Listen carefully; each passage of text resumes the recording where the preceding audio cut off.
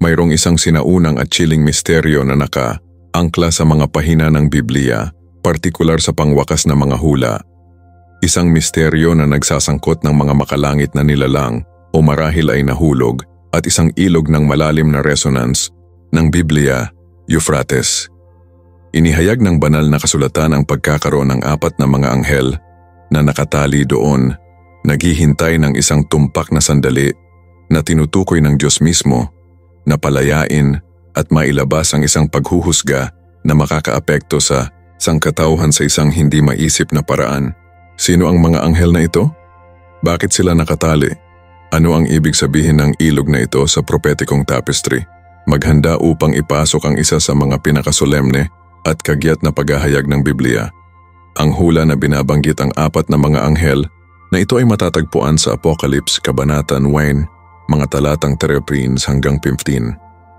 Nakikinig kami ng isang tinig mula sa 4 na sungay ng gintong dambana na bago ang Diyos, na nagbibigay ng isang direktang utos sa isang ika-6 na anghel. Ilabas ang 4 na mga anghel na nakatali sa Great Euphrates River at sa gayon ito ay tapos na. Pinakawalan sila para sa isang tiyak at kakila-kilabot na layunin, pagpatay sa 2 bahagi ng mga kalalakihan. Ang pinakanakakagulat ay ang banal na katumpakan ng kaganapang ito. Sinabi ng Biblia na handa sila para sa eksaktong oras, araw, buwan at taon.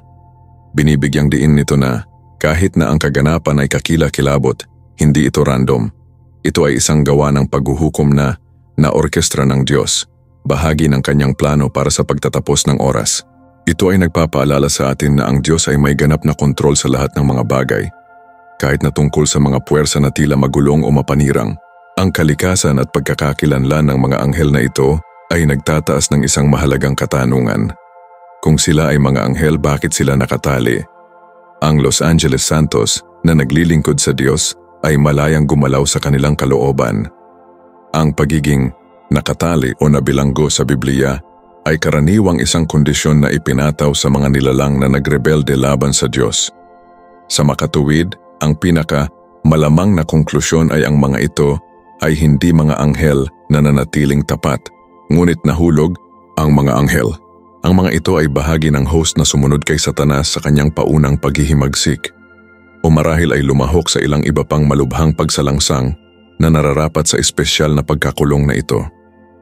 Sa kabila ng masamang kalikasan nito at ang kasaysayan ng paghihimagsik, ang katotohanan na nananatili silang nakatali hanggang sa ibigay ng Diyos ang utos ng kanyang pagpapalaya ay isang malakas na pagpapakita ng banal na soberanya.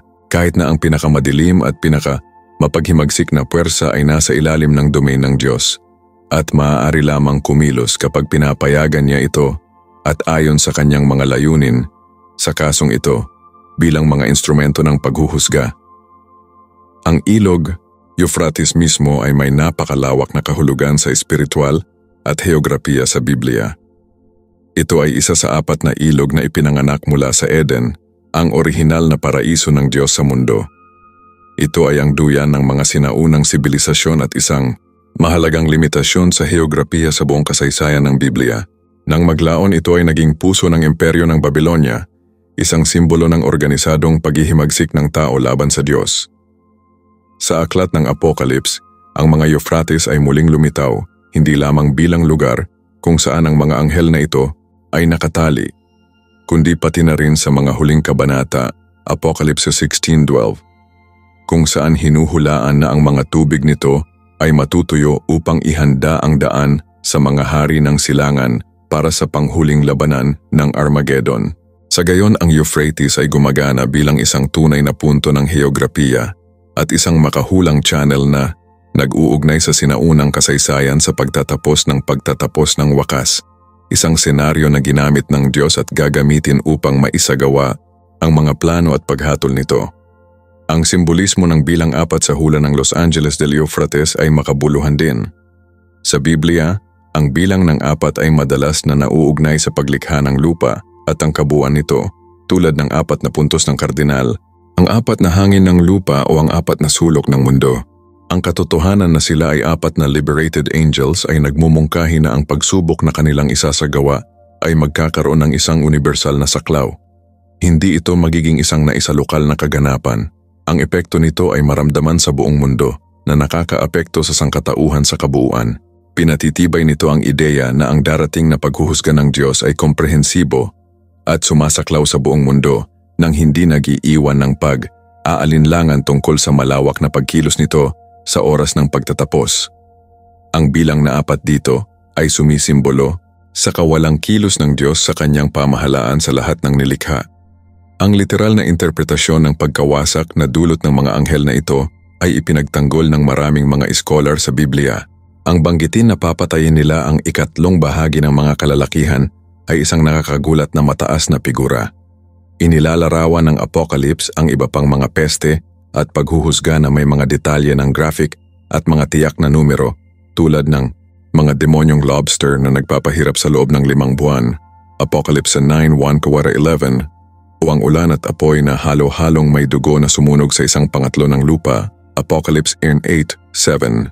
Bigyang kahulugan ang 3 bahagi ng mga kalalakihan na literal na tumuturo sa isang hindi pa naganap na kaganapan sa dami ng namamatay sa kasaysayan ng tao, na naging sanhi ng direktang mga puwersang espiritual na pinakawalan ng pahintulot ng Diyos. Ito ay nagbabalangkas ng kabigatan ng paghatol ng Diyos at ang kalubhaan ng kalagayan ng tao na nararapat dito. Ito ay isang madilim na paalala tungkol sa mga kahihinatnan ng paghihimagsik at pagtanggi ng Diyos at dapat na itaguyod tayo ng isang malalim na pagmuni. Muni sa ating sariling espiritual na posisyon. Ang pagpapalaya ng mga anghel na ito ay nakikita bilang isang mahalagang prelude sa Armageddon, ang pangwakas na labanan na nabanggit sa Apocalypse 16. Ang kaguluhan at pandaigdigang pagkawasak na dulot ng mga anghel na ito ay magpapatibay sa mundo at ihahanda ang senaryo para sa pagpapakilos ng mga hukbo ng mundo, lalo na ang mga silangan na kung saan ay mag-convert sa kapatagan ng Mete. Ito ay parang pinahintulutan ng Diyos ang isang pagtaas ng mga sakuna na humantong sa rurok ng salungatan sa pagitan ng mabuti at kasamaan. Ang pagpapalaya ng mga puwersang demonyo na ito ay isang madiskarteng hakbang sa schedule ng makahulang Diyos, isang kilos na naghahanda ng lupain para sa pangwakas na paghaharap kung saan makikialam si Hesukristo upang maitaguyod ang kanyang walang hanggang kaharian. Inihayag ng Biblia ang malalim at kung minsan ay nakakatakot na mga katotohanan tungkol sa hinaharap, hindi upang mahulog ang walang kabuluhan na gulat, ngunit upang maging isang pangwakas na mensahe ng alerto at isang tawag kapag espiritual na pagising. Ang hula ng Los Angeles del Euphrates ay nagkokonekta sa atin ng hindi maiiwasang katotohanan ng paghatol ng Diyos sa sangkatauhan. Ito ay nagpapaalala sa atin na nabubuhay tayo sa isang mundo sa ilalim ng anino ng paghihimagsik laban sa Diyos at na ang mga kahihinatnan ay tunay at kakilakilabot. Gayunpaman, nag-aalok din ang Biblia ng pag-asa. Ang kaalaman sa napipintong paghatol na ito ay dapat magsulong sa atin upang maghanap ng kanlungan kay Hesukristo. Siya ang kordero ng Diyos na nag-aalis ng kasalanan ng mundo at ang tanging pagtatanggol laban sa darating na galit. Ang pananampalataya kay Hesukristo ay gumagalaw sa atin mula sa kaharian ng kadiliman hanggang sa kaharian ng ilaw at nagbibigay sa atin ng isang walang hanggang pananaw na lumilipas sa mga pagdurusa sa mundong ito. Ang pamumuhay kasama ang pananaw na ito ay nangangahulugan ng pag-prioritize ng ating kaugnayan sa Diyos, lumalaki sa pananampalataya at pagbabahagi ng katotohanan na ito sa iba bago ito huli. Ito ay isang kagyat na tawag sa pagmuni, muni at espiritual na pagkilos. Ang hula na ito sa mga anghel ng Euphrates ay nagpapakita sa atin ng kabigatan ng plano ng Diyos at ang katiyakan ng kanyang paghuhusga, ngunit din ang pagkadalian ng pananampalataya kay Hesukristo. Paano ka nadarama ng hula na ito at kung anong espiritual na pagkilos ang nagtutulak sa iyo ngayon? Iwanan ang iyong mga komento sa ibaba. Gusto kong basahin ang mga ito. Kung ang video na ito ay nakakatulong, mag-subscribe sa channel. Aktibo ang mga abiso upang hindi makaligtaan ang mga susunod na video kung saan kami ay galugarin ng higit pang mga misteryo sa Biblia at ibahagi ang mensaheng ito sa mga kailangang makinig tungkol sa pag-asa na mayroon tayo sa Diyos. Pagpalain ka ng Diyos. Frame. Ang hula na ito sa mga anghel ng Euphrates ay nagpapakita sa atin ng kabigatan ng plano ng Diyos at ang katiyakan ng kanyang paghuhusga. Ngunit din, ang pagkadalian ng pananampalataya kay Hesukristo. Paano ka nadarama ng hula na ito at kung anong espiritual na pagkilos ang nagtutulak sa iyo ngayon? Iwanan ang iyong mga komento sa ibaba. Gusto kong basahin ang mga ito. Kung ang video na ito ay nakakatulong, mag-subscribe sa channel, aktibo ang mga abiso upang hindi makaligtaan ang mga susunod na video kung saan kami ay galugarin ang higit pang mga misteryo sa Biblia at ibahagi ang mensaheng ito sa mga kailangang makinig tungkol sa pag-asa na mayroon tayo sa Diyos. Pagpalain ka ng Diyos. Frame. Lubhang higit pa sa napakahalagang pagbasa ng Biblia, Apocalypse Kabanata 9, nakikita natin na ang utos na palayain, ang apat na mga anghel na ito ay direktang nagmula sa isang tinig na nagmula sa apat na sungay ng gintong dambana na nasa harap ng Diyos. Pahayag 9 the returning. Ipinapahiwatig nito na ang paghatol na ito ay hindi isang magulong o random na kaganapan, ngunit isang sinasadyang pagkilos at iniutos ng Diyos mismo na isinagawa sa kanyang perpektong oras. Tinukoy ng Biblia na ang mga anghel na ito ay inihanda para sa oras, araw, buwan at taon upang patayin ang pangatlo sa mga kalalakihan. Pahayag 9:15. Ang katumpakan ng detalyeng ito ay nagbabalangkas ng ganap na soberanya ng Diyos sa paglipas ng panahon at mga kaganapan. Walang aksidenteng paglabas na ito. Ito ay bahagi ng schedule ng makahulang na itinatag ng Diyos mula ng walang hanggan. Ang katumpakan na ito ay dapat na maitala sa ating isipan. Ang Diyos ay may eksaktong oras para sa bawat kaganapan, kasama na ang nagwawasak na paghuhusga. Ang laki ng paghatol na ito ay nakakatakot. Pagpatay sa ikatlong bahagi ng sangkatauhan. Isipin ang pandaigdigang sukat ng naturang cataclysm. Hindi tinukoy ng Biblia kung paano eksaktong pinatay ang pangatlo na ito. Ngunit inilalarawan nito ang isang hukbo na nauugnay sa mga anghel na ito, na binubuo ng 200 milyong mga sakay. Ang mga paglalarawan ng mga kabayo at ang kanilang mga manggangabayo ay simbolikong at nakakadilim, na naglalabas ng apoy, usok at asupre ng kanilang mga bibig.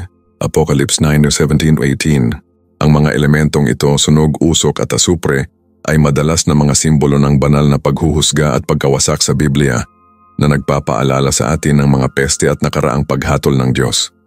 Ang paglalarawan na ito ay binibigyang diin ang kilabot at kalubhaan ng paghuhusga na nagpapalabas ng pagpapalaya ng mga anghel na ito. Ito ay isang hilakbot na pagpapakita ng paghatol ng Diyos sa isang mundo na nagpapatuloy sa kanyang paghihimagsik. Ang pinakanakakagulat marahil ay ang tugon ng mga nakaligtas sa pagsubok na ito. Sinasabi sa amin ng Biblia at ang iba pang mga kalalakihan na hindi pinatay kasama ang mga peste na ito. At hindi rin nila pinagsisihan ang mga gawa ng kanilang mga kamay o hindi nila nakikita ang pagsamba sa mga demonyo at hindi naglalakad at hindi nagsisib ang kanilang mga homicides o ng kanilang mga mangkukulam ni sa kanilang mga huwaran ni ang kanilang pakikiapid ng kanilang pakikiapid ng kanilang pakikiapid ng kanilang pakikiapid ng kanilang pakikiapid ng kanilang pakikiap. Pumapatay ng isang pangatlo sa populasyon ng mundo. Ang natitirang sangkatauhan ay hindi bumalik sa Diyos, ngunit kumapit sa isang idolatriya, imoralidad at karahasan. Ang pasensya kahit na limitado, bago ang kanyang araw kaugnay ng buong Biblia, ay humahantong tayo sa malalim na pasasalamat sa kaligtasan na inaalok ni Hesukristo at isang malubhang pagmuni sa ating sariling buhay.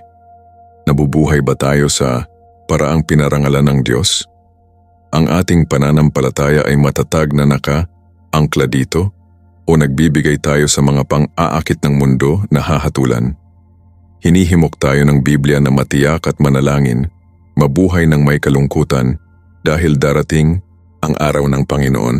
Ang pagpapalaya ng apat na anghel sa Euphrates ay isang piraso lamang sa makahulang tapestry na nagtatapos sa pagbabalik ni Hesukristo sa gloria upang maitaguyod ang kanyang patas na kaharian.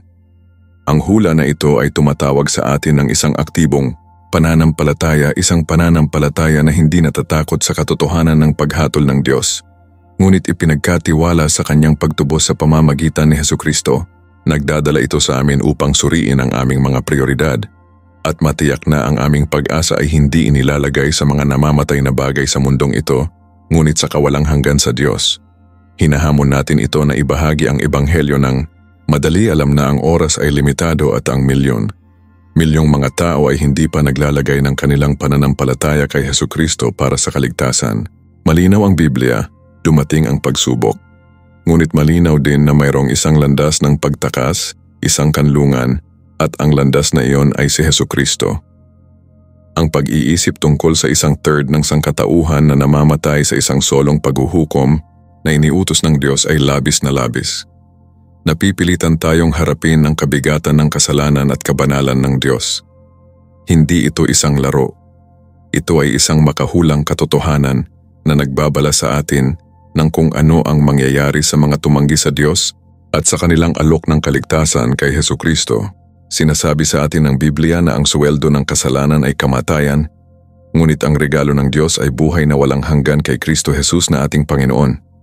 Ang hula na ito ng Euphrates ay naglalarawan ng unang bahagi ng katotohanan na iyon sa isang kilabot at napakalaking paraan. Ang pangalawang bahagi, ang buhay na walang hanggan kay Hesukristo, ay ang tanging tugon at pag-asa laban sa gayong paghuhusga. Ang pananampalataya ay gumaganap ng isang pangunahing papel dito. Hindi lamang naniniwala na ang mga kaganapang ito ay mangyayari, ngunit upang maniwala sa Diyos na hinuhulaan at kinokontrol ang mga ito, at paniniwala sa tanging paraan na ibinigay niya para sa kaligtasan. Ito ay isang pananampalataya na isinasalin sa pagsunod, patuloy na pagsisisi at pamumuhay para sa kaluwalhatian ng Diyos. Hinihikayat tayo ng Biblia na huwag maging ignorante sa mga hula, ngunit upang maunawaan ang mga oras at mabuhay ng matalino.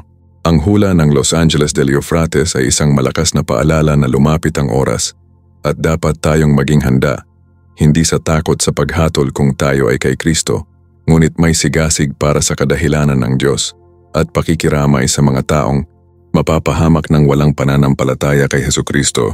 Ang talatang ito ay nagpipilit sa atin na tumingin sa kabila ng pang-araw, araw na balita at makamundong mga alalahanin, at upang ituon ang ating pansin sa walang hanggang plano ng Diyos. Binibigyan tayo ng Biblia ng banal na pananaw tungkol sa kasaysayan ng tao at ang pangwakas na patutunguhan nito.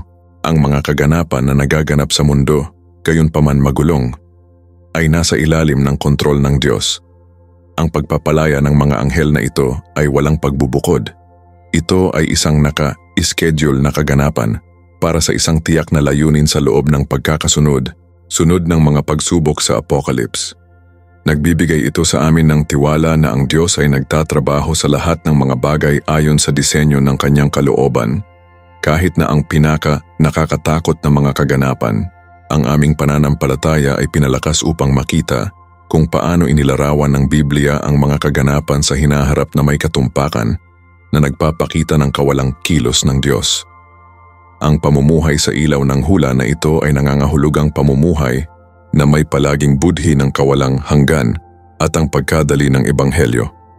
Hindi namin kayang maging kampante kung naniniwala tayo na palayain ng Diyos ang mga anghel na ito upang maisakatuparan ang napakalaking paghuhusga.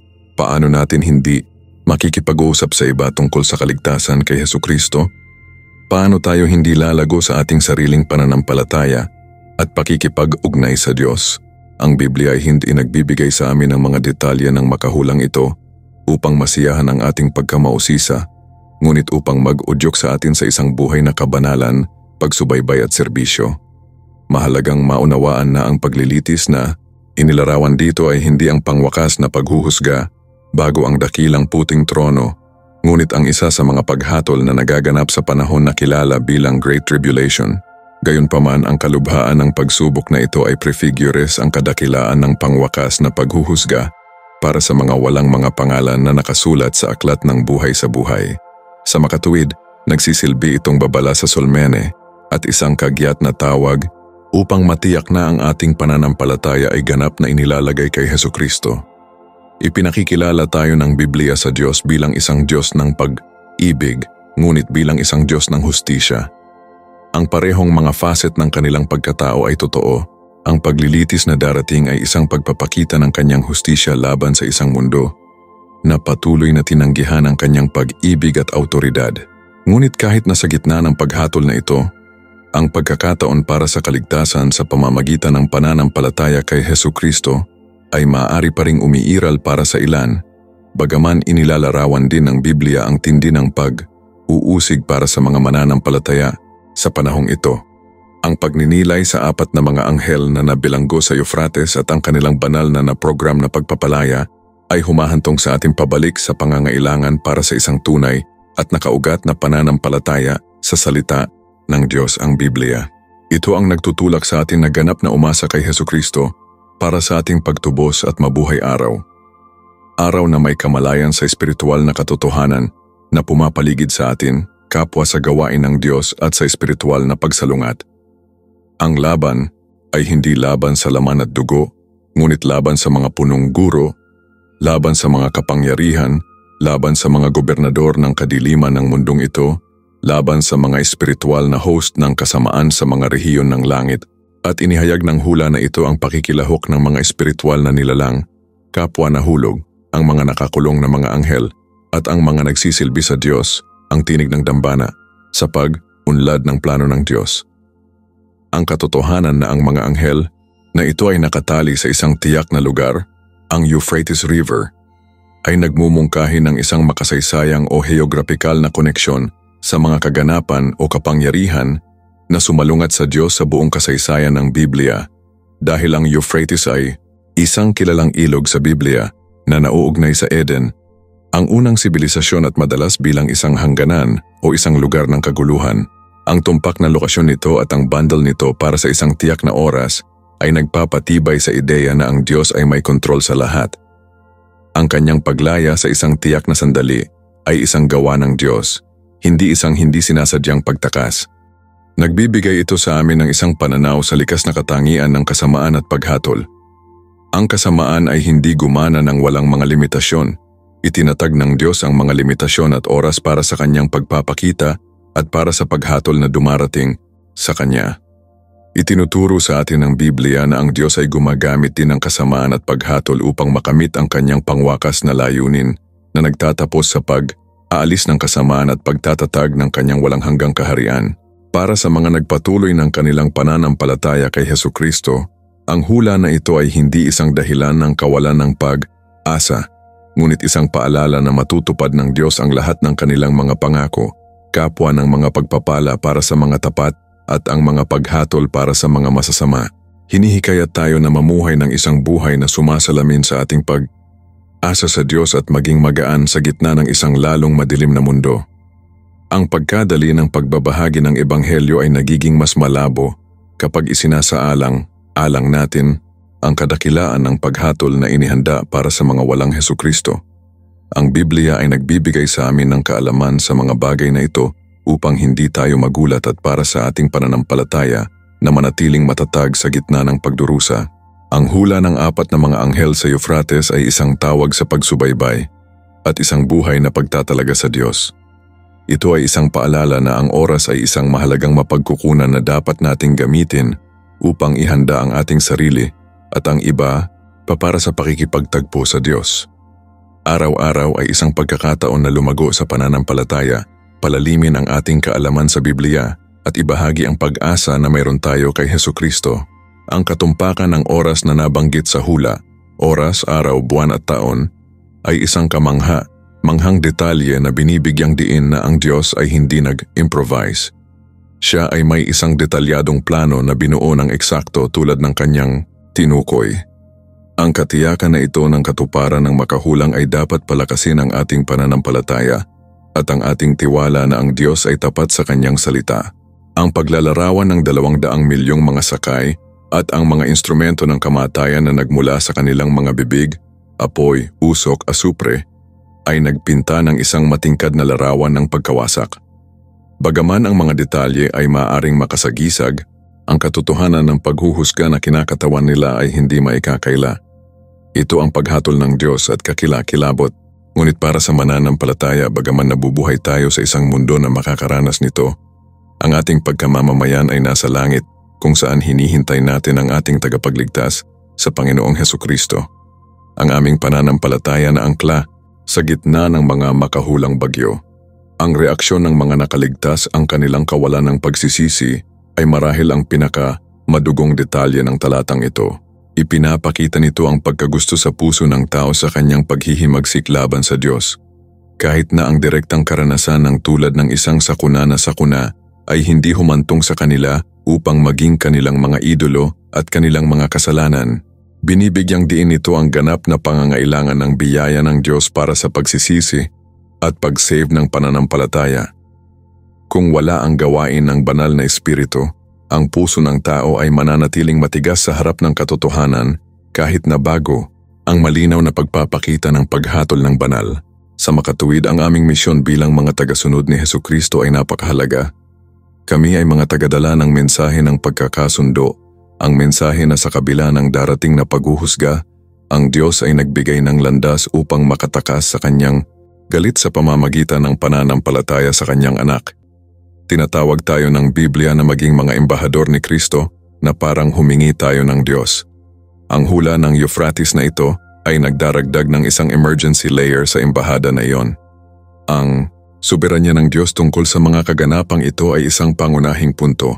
Hindi sila puwersa ng kaguluhan na nagpapalabas ng paghatol na ito, ngunit ang mga anghel, espiritual na nilalang, na nabilanggo at pinakawalan ng pagkakasunod ng Diyos sa kanilang ipinahiwatig na oras. Ito ay nagpapaalala sa atin na kahit na ang pinakamadilim na pagpapakita ng kasamaan at paghatol ay nasa ilalim ng tunay na awtoridad ng Diyos, ang ating pananampalataya ay nakasalalay sa isang Diyos na may ganap na kontrol. Kahit na ang mundo ay tila hindi makontrol, ang Biblia ay nagbibigay sa amin ng isang kumpletong pananaw, hindi lamang ng paghuhusga, kundi pati na rin ng pagtubos. Ang parehong aklat na Apocalypse na naglalarawan sa mga nakakatakot na paghatol na ito ay naglalarawan din sa kaluwalhatian ni Hesukristo, ang pagtubos ng kanyang mga tao at ang pagtatatag ng isang bagong kalangitan at isang bagong lupain kung saan naninirahan ang hustisya. Sa makatuwid, hindi kami tumitigil sa paglilitis ng hindi nakikita ang pag-asa na sumusunod. Ang ating pananampalataya kay Hesukristo ay nagpapahintulot sa atin na tumingin sa kabila ng kasalukuyan at hinaharap na pagdurusa patungo sa darating na kaluwalhatian. Ang pag-aral na ito ng hula ng Euphrates ay dapat humantong sa atin sa isang buhay na mas malaking pag-asa sa Diyos, sa isang mas malaking kasipagan sa pag-aaral ng kanyang salita, ang Biblia, at sa isang masigasig na na-renew sa pamamagitan ng pagbabahagi ng Ebanghelyo ni Hesukristo sa isang mundo na desperadong kailangang marinig siya bago ito huli. Ang katumpakan ng banal na oras para sa pagpapalaya ng mga anghel na ito ay isang solemne na paalala na ang oras ng Diyos ay tumpak at na hindi natin maiisip ang pagkakataong mayroon tayo ngayon na magsisi at maniwala kay Hesukristo. Ang katumpakan ng banal na oras para sa pagpapalaya ng mga anghel na ito ay isang solemne na paalala na ang oras ng Diyos ay tumpak at na hindi natin maiisip ang pagkakataong mayroon tayo ngayon na magsisi at maniwala kay Hesukristo. Sa panahon ng kaunti pa sa pagkakakilanlan ng mga nilalang na ito, ang paglalarawan ng Biblia na sila ay mga bilanggo sa Euphrates ay mahalaga. Ang mga anghel na nananatiling tapat sa Diyos ay hindi nakatali o nakakulong sa ganitong paraan. Ang mga ito ay malayang nilalang na nagpapatupad ng kalooban ng Diyos sa langit at sa mundo. Ang katotohanan na ang mga ito ay nakakulong ay nagpapahiwatig na sa ilang sandali nagrebelde sila laban sa awtoridad ng Diyos at bilang isang bunga ng kanilang kasalanan ay inilagay sa banal na pag-iingat.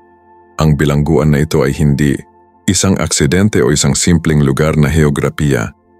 Ito ay isang panukalang ipinataw ng Diyos na kontrolin ang mga nahulog na nilalang hanggang sa oras na itinalaga para sa kanilang limitado at pansamantalang pagpapalaya habang ang mga ahente ng kanyang paghuhusga ay dumating.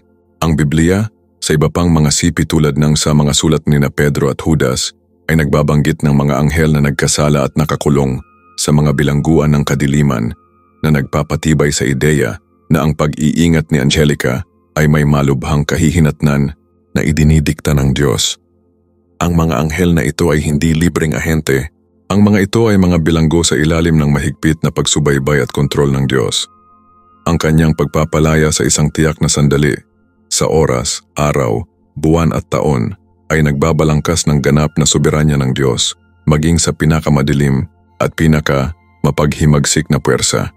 Pinapalakas nito ang ating pananampalataya na nagpapaalala sa amin na walang kapangyarihan, nakikita o hindi nakikita, na nakatakas sa domain ng Diyos. Walang nangyayari sa labas ng iyong plano o wala ang iyong pahintulot.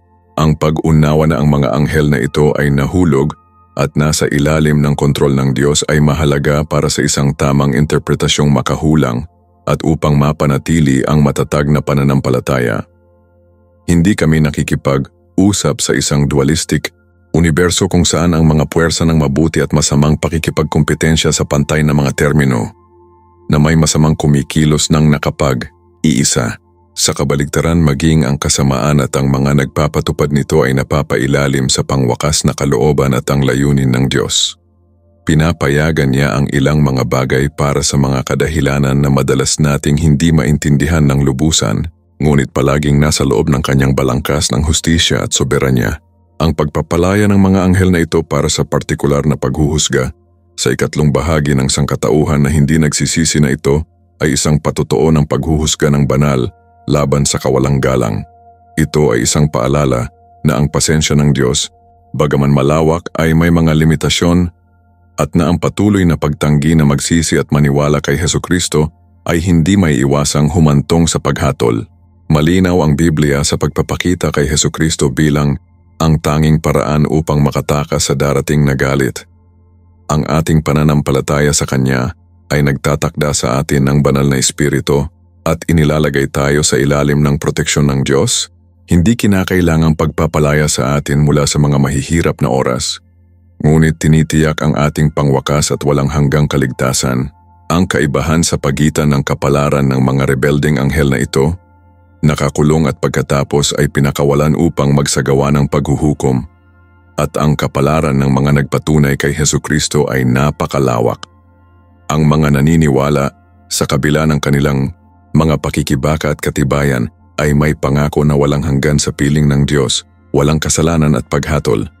Ang hula na ito ay pinipilit sa atin na seryosong isaalang ang katotohanan ng kasalanan, ang katarungan ng Diyos at ang kagyat na pangangailangan ng Ebanghelyo ni Hesukristo. Hindi natin matugunan ang mga tekstong ito sa Biblia bilang kamangha, manghang mga kwento ng mga kaganapan sa hinaharap. Dapat nilang itaguyod tayo ng isang malalim na pagmuni, muni sa ating sariling posisyon sa harap ng Diyos at sa ating responsibilidad na ibahagi ang mensahe ng kaligtasan. Ang pagkakakilanlan ng mga anghel na ito bilang mga nahulog at nabilanggo na mga nilalang ay nagbabalangkas ng kabigatan ng paghihimagsik laban sa Diyos. Walang pangalawang pagkakataon para sa mga anghel na ito, at para sa sangkatauhan, ang pagkakataon ay limitado sa buhay na ito. Ang paglalagay ng ating pananampalataya kay Hesukristo ay ang tanging makatuwiran at matalinong tugon. Ang Biblia ay ang mapa na gumagabay sa atin, ang Diyos ang siyang kumokontrol sa oras at mga kaganapan, at si Hesukristo lamang ang ating pag-asa. Ang pagpapalaya ng mga anghel na ito para sa gayong nagwawasak na paghatol ay nagsasalita tungkol sa paghatol ng Diyos sa kawalang katarungan. Ang pananampalataya sa Diyos ay nagpapahintulot sa atin na magtiwala na Siya ay may layunin kahit na sa gitna ng maliwanag na kaguluhan. Inihayag ng Biblia ang hangaring ito. Si Hesukristo ang sentro ng hangaring ito na nag-aalok ng pagtubos sa halip na paghatol sa mga naniniwala. Ang likas na katangian ng mga anghel na ito ay inilabas bilang mga instrumento ng paghuhukom ng banal sa ilalim ng ganap na kontrol ng Diyos ay dapat puksain ang anumang iisip na ang kasamaan ay isang malayang puwersa na nakikipagkumpetensya sa Diyos. Ang kanyang pagpapalaya ay isang kilabot na sample ng hustisya ng Diyos na kumikilos. Ang mga anghel na ito na nakatali sa isang lugar bilang makasaysayang makabuluhan bilang Euphrates ay pinakawalan ngayon ng isang tiyak at sinusukat na layunin, magsagawa ng isang bahagi ng banal na paghuhusga sa walang pasubali na sangkatauhan. Sinasabi sa atin ng Biblia na ang resulta ng pagkilos nito ay ang pagkamatay ng ikatlong bahagi ng mga kalalakihan. Hindi ito random na kaguluhan, ngunit isang tumpak at kinakalkula na pagpapatupad ng pangungusap na tinukoy ng Diyos. Ito ay isang madilim na paalala ng pangwakas na bunga ng kasalanan at paghihimagsik laban sa isang banal na Diyos. Ang halalan ng Euphrates River bilang isang lugar ng pagkulong nito at kasunod na paglabas ay hindi sinasadya. Kasaysayan, ang Euphrates ay naging isang hangganan, isang hadlang sa pagitan ng mga sibilisasyon, madalas na senaryo ng mga salungatan. Propeta, ito ay nagiging panimulang punto ng isang napakalaking pagsubok na nakakaapekto sa isang malawak na populasyon. Ang kasunod na pagpapatayo nito, na hinuhulaan din sa Apocalypse, ay mapadali ang paggalaw ng mga hukbo para sa pangwakas na labanan, na pinagsama ang papel nito bilang isang mahalagang lugar bilang pagsunod sa mga prophecies ng pagtatapos ng oras. Ito ay parang ang Euphrates ay minarkahan ng isang linya sa makahulang buhangin, kung saan ang kasaysayan at paghuhusga ay nakakasama ng malaki. Ang kalubhaan ng paghatol na ito ay nagbabalangkas ng labis na pagkagusto sa puso ng tao na inilarawan sa buong Biblia. Sa kabila ng nakakaranas ng mga peste, sakuna at ngayon ang malaking scale massacre na ito, ang teksto sa Biblia ay nagsasabi sa amin na ang natitirang sangkatauhan ay hindi ikinalulungkot ang masasamang gawa nito o inabandona ang idolatriya nito, ang mga pagpatay nito, mga sorcerer nito o ang pakikiapid. Ito ay hindi paniwalang malungkot. Ipinapakita nito na hindi kahit na ang pinakamatinding paghuhusga ay maaaring pilitin ng isang puso na lumalaban sa pagiging Diyos. Ang pagsisisi ay isang gawa ng kalooban na pinapagana ng biyaya ng Diyos, ngunit nangangailangan ito ng tugon ng pananampalataya ng individual. Ito ay kung saan ang pangangailangan para kay Hesukristo ay naging labis. Ang paglilitis na inilabas sa Euphrates ay para sa mga tumanggi sa Diyos, na tumanggi na ilagay ang kanilang pananampalataya sa tanging paraan ng kaligtasan na ibinigay. Dumating si Hesukristo upang mag-alok ng alternatibo sa paghatol na ito. Kinuha niya ang parusa para sa ating mga kasalanan, upang sa pamamagitan ng paniniwala sa Kanya, maaari tayong mabigyan ng katwiran at makatakas mula sa darating na galit. Malinaw ang Biblia. Ang pananampalataya kay Hesukristo ay ang tanging ruta ng pagtakas. Walang negosasyon sa paghatol ng Diyos. Mayroong pagtubos sa pamamagitan ng pananampalataya. Ang talatang Euphrates na ito ay nagtutulak sa atin upang ipangaral ang ebanghelyo ng madali. Nabubuhay tayo sa isang mundo na desperadong kailangang makinig kay Hesukristo bago ito huli. Ang pananampalataya ay hindi lamang isang paniniwala sa intelekwal. Ito ay isang paghahatid na ipinagkatiwala kay Hesukristo bilang tagapagligtas at Panginoon. Batay sa katotohanan na ipinahayag sa Biblia, ang pag-unawa sa kadakilaan ng paghatol na darating na ipinakita ng pagpapalaya ng mga anghel na ito, ay dapat mag-udyok sa atin na mabuhay ng buhay na sumasalamin sa ating pananampalataya at ibahagi ang pag-asa na mayroon tayo kay Hesukristo sa mga nasa ilalim pa rin ng paghatol ng Diyos. Ang soberanya ng Diyos ay hindi maikakaila sa kaganapang ito. Hindi lamang niya pinapayagan ang pagpapakawala ng mga anghel na ito. Siya ang orkestra. Sila ay handa para sa isang oras, araw, buwan at taon. Ito ay nagpapatunay na ang Diyos ay may ganap na kontrol sa oras at kapalaran, kahit na sa mga puwersa na nagpakawala sa paghatol. Walang kaganapan, gayon paman sakuna, na nasa labas ng banal na plano at layunin nito. Ang pag-uunawa na ito ng soberanya ng Diyos, kahit na tila nakakatakot ito kapag isinasaalang-alang ang paghatol, ay mapagkukunan din ng napakalawak na seguridad para sa mananampalataya. Ang ating pananampalataya ay nakasalalay sa isang Diyos na hindi makapangyarihan at na tinutupad ang lahat ng kanyang mga pangako. Kapwa ng paghuhusga at pagtubos. Ang Biblia ay ang patotoo ng hindi mababago na katotohanan na ito. Kung gayon, ang Euphrates ay nakatayo bilang isang malakas na simbolo ng Biblia, isang tunay na lokasyon ng heograpiya na may malalim na pagkarga ng makahulang. Mula sa duyan ng sibilisasyon sa Eden, sa pamamagitan ng mga makasaysayang imperyo na bumangon at nahulog sa kanilang mga bangko, hanggang sa sila ay naging senaryo ng mga banal na paghatol at ang prelude hanggang sa huling labanan, ang ilog mismo ay nagiging isang makahulang elemento.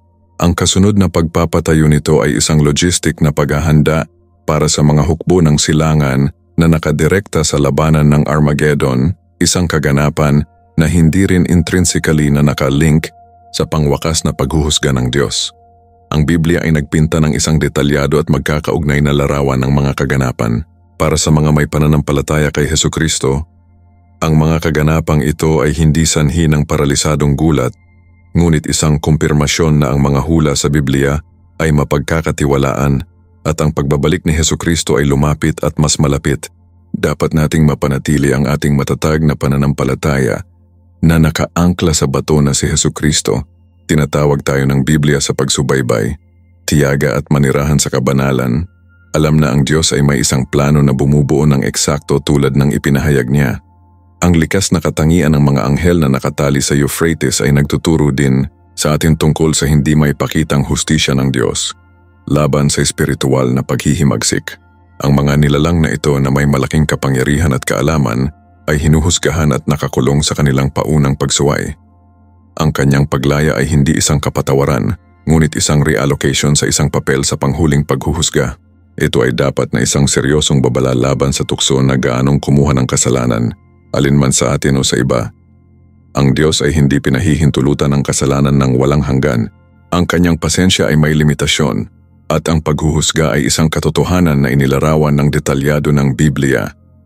Gayunpaman, ang pangwakas na diskarte ng Biblia ay hindi ang paghuhukom bawat ngunit ang pagkakaloob ng kaligtasan sa pamamagitan ni Hesukristo. Siya ang kordero na nabakunahan na ang dugo ay nagbibigay ng mga taong naniniwala sa kanya. Ang kaibahan sa pagitan ng pagsubok na inilabas sa Euphrates at ang biyaya na inaalok sa krus ay pangunahing. Inihahatid ng Biblia ang magkabilang panig ng banal na pera, ang hustisya na humihiling ng parusa sa kasalanan, at pag-ibig na nagbibigay ng kapalit kay Hesukristo. Ang katotohanan na ang mga anghel na ito ay partikular na nakatali sa Euphrates, tulad ng isang pangunahing lugar sa kasaysayan ng pakikipag-ugnay ng Diyos sa sangkatauhan, mula sa nawalang paraiso hanggang sa yugto ng mga imperyo at mga salungatan, ay nagdaragdag ng mga layer ng kahulugan sa hula na ito. Para bang ang Diyos ay gumagamit ng isang geographical na punto ng mahusay na kaugnayan sa kasaysayan upang markahan ang isang mapagpasyang sandali sa kasaysayan ng makahulang. Ang Biblia ay madalas na gumagamit ng mga tunay na lugar upang maiangkin ang malalim na espiritual na katotohanan. Para sa amin ngayon, ang mensahe ng Euphrates at Los Angeles na nakatali ay isang tawag sa kalungkutan. Nabubuhay tayo sa mga oras kung saan sinasabi sa amin ng Biblia na ang mga signal ng dulo ay lalong maliwanag. Ang pagpapalaya ng mga anghel na ito upang mailabas ang napakalaking paghuhusga ay isa sa mga palatandaang iyon. Pinipilit natin itong suriin ang ating sariling pananampalataya. Inilagay ba ang ating tiwala kay Hesukristo? Nabubuhay ba tayo ayon sa katotohanan na isiniwalat sa Biblia? Aktibo ba nating ibabahagi ang pag-asa ng Ebanghelyo sa iba? Ang Diyos sa kanyang awa ay nagbigay ng isang makatakas na landas sa pamamagitan ni Hesukristo. Ang pananampalataya sa kanya ay ang tanging proteksyon laban sa darating na pagsubok. Ang Biblia ay ang manong gumagabay sa amin sa landas na ito. Ang pagninilay sa makahulang Euphrates ay nagpapaalala sa amin na ang kasaysayan ay hindi sumulong ng random. Mayroong isang master plan na idinisenyo ng Diyos. Ang bawat kaganapan sa pamamagitan ng magulong na tila ay umaangkop sa pangwakas na layunin ng Diyos. Kahit na ang pagpapakawala ng mga mapanirang puwersa ay nasa ilalim ng kanilang kontrol, ang katotohanan ito ay nagpapahintulot sa atin na harapin ang hinaharap na may isang matalinong pananampalataya, hindi sa hindi makatwiran na takot. Alam natin na anuman ang mga paghatol na maaaring dumating sa mundo, ang pananampalataya ay kay Hesukristo ay may pangako ng buhay na walang hanggan at seguridad sa piling ng Diyos. Ang Euphrates ay isang matinding paalala ng paghuhusga, ngunit hindi rin direktang tumuturo sa pagkadali ng kaligtasan na inaalok ng malaya sa pamamagitan ni Hesukristo. Ibinigay ang mga katotohanan na inilarawan ng Biblia at ang soberanong plano ng Diyos. Paano ang mga hula na ito sa Euphrates at darating na mga paghatol ay palakasin o hamunin ang iyong pananampalataya kay Hesukristo ngayon? Gusto kong basahin ang iyong mga saloobin at pagmuni. Muni sa seksyon ng mga komento. Kung ang video na ito ay nakatulong sa iyo na mas maunawaan ang pagkadalian ng pagkapit sa aming pananampalataya kay Hesukristo, inaanyayahan kita na mag-subscribe sa channel Buhayin ang notification bell upang malaman ang aming susunod na pag-aaral sa Biblia at syempre, hinihintay kita sa mga sumusunod na video habang patuloy nating ginalugad ang katotohanan ng Diyos na isiniwalat sa Biblia. Hanggang sa susunod, pagpalain ka ng Diyos ng mayaman. Frame.